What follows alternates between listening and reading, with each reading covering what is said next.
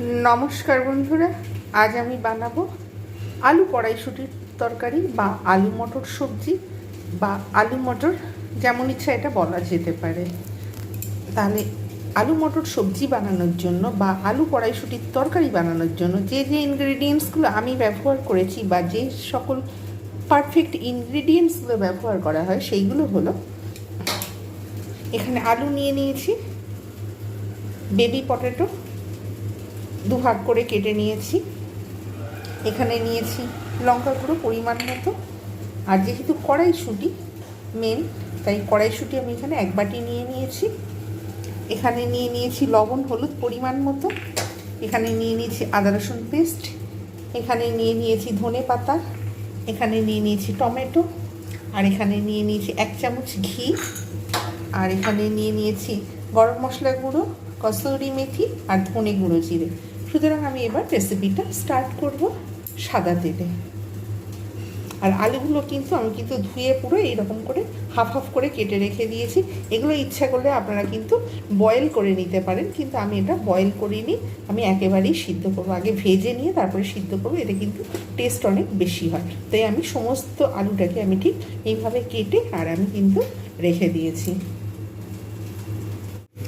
আমি যেহেতু কড়াতে সাদা তেল দিয়ে দিয়েছি তাই গরমের জন্য অপেক্ষা করছি। আর আমি বয়েল করিনি, আলুটাকে খুব সুন্দরভাবে লাল করে ভাজবো, তার জন্য আমি পরিমাণ মতো তেল দিয়ে দিয়েছি এবং এতে আমি সমস্ত আলুটা দিয়ে দিলাম। জাস্ট আমি নেড়ে নেব, নেড়ে নিয়ে মিডিয়াম হাইটে আমি রেখে দেবো। এটা কিন্তু লালচে করে ভাজবো খুব ভালোভাবে। 1 মিনিট পর আমি কিন্তু ফিরে এসেছি, আলুগুলো এখনও কিন্তু ভাজা হচ্ছে। এখানে আমি এতে যে তেলটা রয়েছে মাঝখানে একটু স্পেস করে নিয়ে আমি এইখানে জাস্ট টেস্টের জন্য ঠিক 2-4টে এই মেথি আমি এটাকে দেব টেস্টে, জাস্ট টেস্টে। এটা কিন্তু এত সুন্দর রান্না, রেস্টুরেন্টও ফেল হয়ে যাবে। আরও কয়েকটা দেবো, এত সুন্দর একটা, জাস্ট এটা টেস্টের জন্য।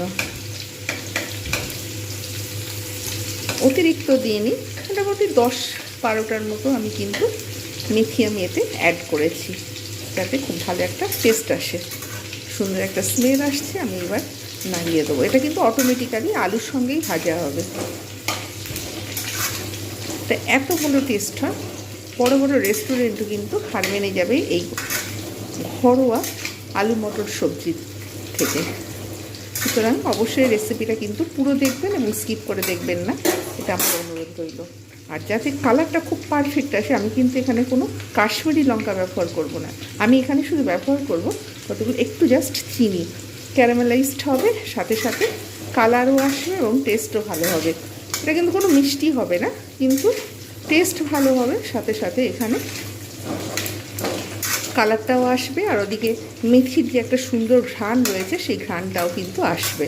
আমি আবার ঢাকা দিয়ে দেবো। এটা কিন্তু এইভাবে ভাজাও হবে, সিদ্ধও হবে। আলু কত সুন্দরভাবে ভাজা হয়েছে এবং অসম্ভব একটা সুন্দর স্মেল আসছে। প্রায় এখানেই প্রায় 50% কিন্তু ভাজার সাথে সাথেই সিদ্ধ হয়ে গেছে। এবার আমি এর মধ্যে দিয়ে দেবো টমেটোগুলো।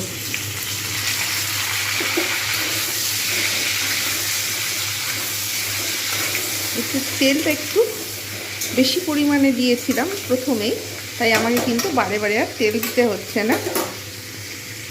এবার এর মধ্যে দিয়ে দেবো আদা রসুন পেস্ট, একটু জল দিয়ে দেবো যাতে না পুড়ে যায় তলায়, তার জন্য আমাকে একটু জাস্ট হালকা একটুখানি বাটি ধোয়া জলটা দিয়ে দিলাম।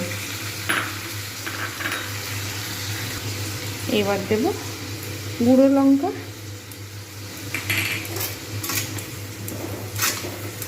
আমি কিন্তু একসঙ্গেই কষবো। এতে কিন্তু কোনো পেঁয়াজ ব্যবহার করবো না, পেঁয়াজ ব্যবহার করলে কিন্তু এর যে একটা সুন্দর স্মেল সেটা কিন্তু ভালো লাগে না। এতে আপনারা যখন বানাবেন আলু কড়াইশুঁটির তরকারি তখন কিন্তু কখনোই পেঁয়াজ দেবেন না, এতে কিন্তু রসুনটা আদাটা খুব ভালো যায়, রসুন এবং আদা। এবার এর মধ্যে দেব হলুদ গুঁড়ো আর পরিমাণ মতো লবণ। এটাও আমি ভালোভাবে নেড়ে নেব। বেশ গা মাখা মাখা মতো হয়ে গেছে। এবার আমি এর মধ্যে দিয়ে দেবো কড়াইশুঁটিগুলো। এক বাটি যে কড়াইশুঁটি রেখেছিলাম সেইটা আমি দিয়ে দেবো। আবার ফের আমি ভালোভাবে একটু নাড়িয়ে নেব। যেহেতু লবণটা দিয়েছি আর হলুদটা দিয়েছি, তাই এবারে এর থেকে কিন্তু একটু আলু থেকে সব কিছু থেকে এবারে জল বেরোতে শুরু করবে। আর কালারটা কত সুন্দর এসেছে, কাশ্মীরি লঙ্কা ছাড়াই কিন্তু ন্যাচারাল একটা যে কালার সুন্দর এসেছে। আমি এবারে আঁচটাকে কমিয়ে জাস্ট 2 মিনিট আমি কিন্তু ঢাকনা দিয়ে রেখে দেবো। এটা কিন্তু অটোমেটিক্যালি কষা হবে। 2 মিনিট পর আমি ফিরে এলাম। মশলা আলু সব কিন্তু সুন্দরভাবে কুক হয়েছে। এবার আমি এর মধ্যে দিয়ে দেবো ধনে পাতা, যেটা রেখে দিয়েছিলাম টুকরো টুকরো করে কেটে, আমি সেইটা দিয়ে দেবো। এখন কিন্তু রোস্টেড জিরে ধনে ওসব কিচ্ছু দেবো না, ওগুলো কিন্তু ঘি, ওগুলো সব ঘি গরম মশলা সব নামানোর আগে দেবো। এখন বেশ কিছুক্ষণ ভালোভাবে নাড়িয়ে নেব। আমি যেহেতু আলুটা সিদ্ধ করে করিনি, ভেজে করেছি একদম খুব সুন্দরভাবে কষে, তাই আমি এবারে এর মধ্যে দিয়ে দেবো ঈষদ উষ্ণ জল। আর মশলা কষবো না, তাহলে কিন্তু হবে না, যেহেতু তেল ছাড়তে অলরেডি শুরু করে দিয়েছে। তাই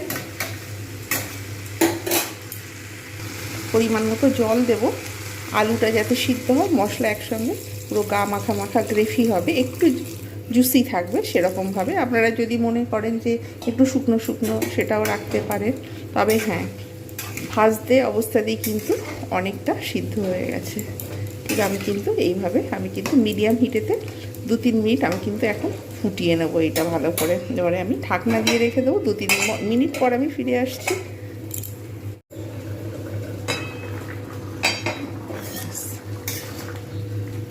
গ্রেভি একদম পুরো গাঢ় হয়ে গেছে অটোমেটিক্যালি, আলু পুরো পারফেক্ট সিদ্ধ হয়েছে। সুতরাং একদম পুরো পারফেক্ট, আর কিচ্ছু করার দরকার নেই। এইবার আমি এর মধ্যে রোস্টেড ধনে গুঁড়ো, জিরে গুঁড়ো, গুঁড়ো গরম মশলা আর কসুরি মেথি রোস্ট করা আমি সবকটা আমি এর মধ্যে দিয়ে দিলাম। আর এবারে দেব 1 চামচ ঘি।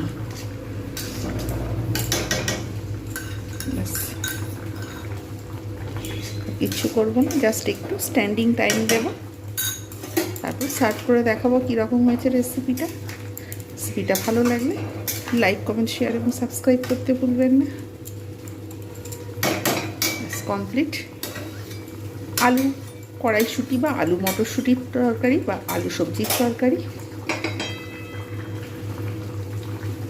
আজকের এটা পারফেক্ট রেসিপি। এটা সব কিছুর সঙ্গে ভালো লাগে। কেমন হয়েছে জানাতে ভুলবেন না।